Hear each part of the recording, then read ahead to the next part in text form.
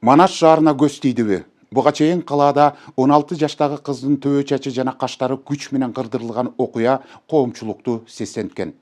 Өспүрүм 3 адам тарабынан эч кандай себепсиз сабалып, зомбулукка кабылганын коомчулук жакшы билет.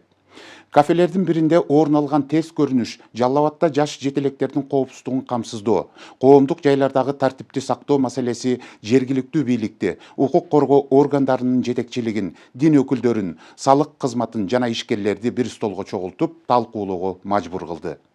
Жыйындын жүрүшүндө ишкерлерге жашы жетелектерге спирттик ичимдиктерди сатпоону, видео байкоо камераларын орнотууну, коопсуздук кызматын уюштурууну жана коопсуздук баскычын ишке киргизүүнү сунуштап, профилактикалык иштерди күчөтүү жана өз ара координацияны жакшыртуу зарылдыгы белгиленди.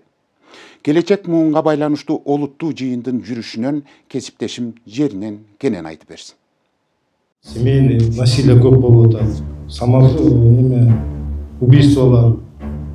Именно ошо биздин мектеп окуучу жаш өспүрүмдөрдүн арасында. Манас шаары болуп аты өзгөргөндөн кийин силерге көз тийди деп жазылып атат да.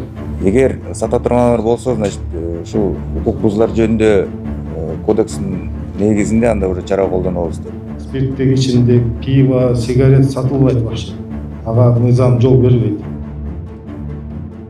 Буга чейин Манас шаарында 16 жаштагы кыздын төбө чачы жана каштары күч менен кырдырылган окуя коомчулукту сестенткен. Өспүрүм 3 адам тарабынан эч кандай себепсиз сабалып, зомбулукка кабылган. Кафелердин биринде орун алган терс көрүнүш Жалал Абадта жашы жетелектердин коопсуздугун камсыздоо, коомдук жайлардагы тартипти сактоо маселеси жергиликтүү бийлик, укук коргоо органдарынын жетекчилигин, дин өкүлдөрүн, салык кызматын жана ишкерлерди бир столго чогулуп талкуулоого мажбур кылды. Биринчиден саат 10-дан кийин без сопровождения кафелерге жаш балдар кирбеш керек. Жашы жетелектер жөнүндө сөз болуп атат.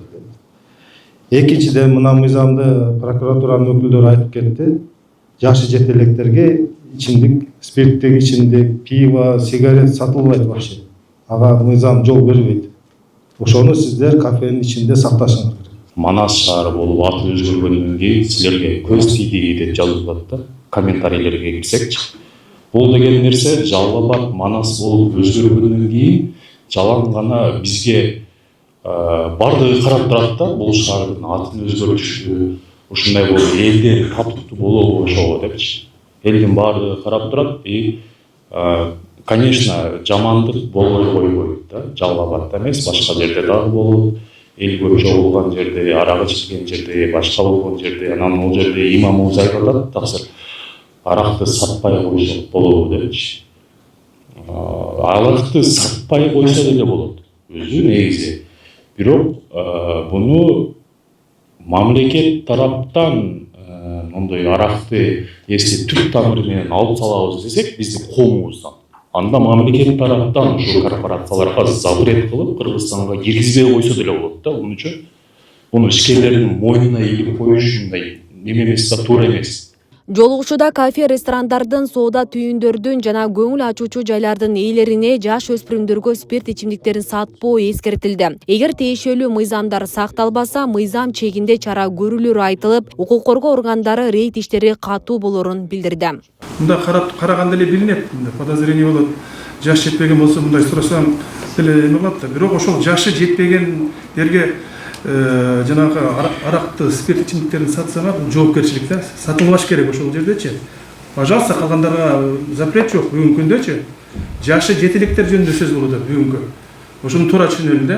ИИМдин маалыматына ылайык, чоң дүкөндөрдө жаш өспүрүмдөргө спирт ичимдиктери сатыла бербейт. Мындай фактылар кафе, ресторандарда көп катталып жатканы кошумчаланды. Жогоруда айтылып кеткен боюнча, эми бул жерге атайын ишкерлерди чогултуп эметкенден кийин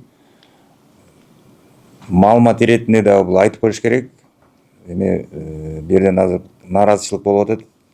Эмне себептен мындай айтып атасыңар, буга чейин жүрүш керек эле дегендей. Ого, эми бул биз жактан дагы кемчиликтер болуп атат.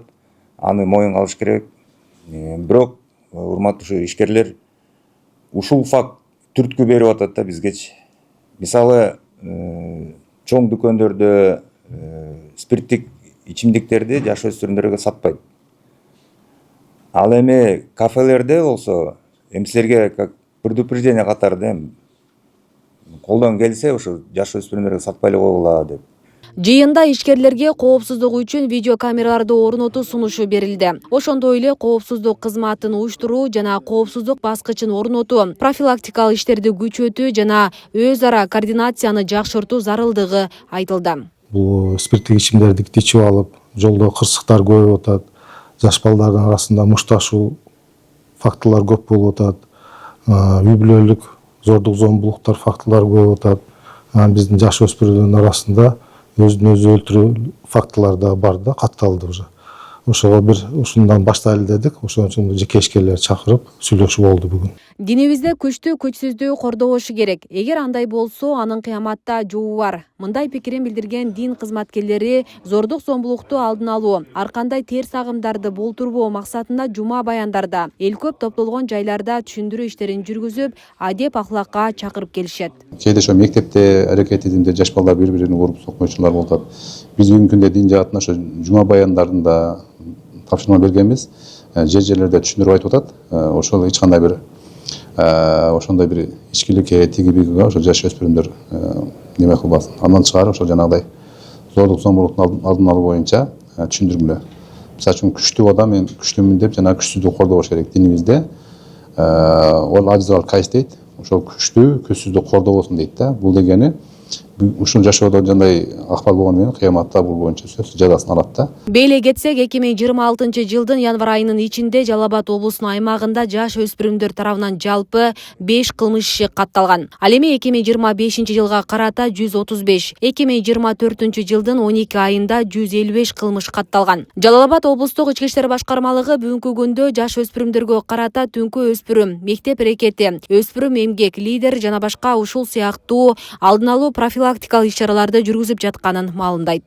Асель Сыдыкова, Замирбек Тойчубаев, Күндөмү жыйынтык программасы үчүн.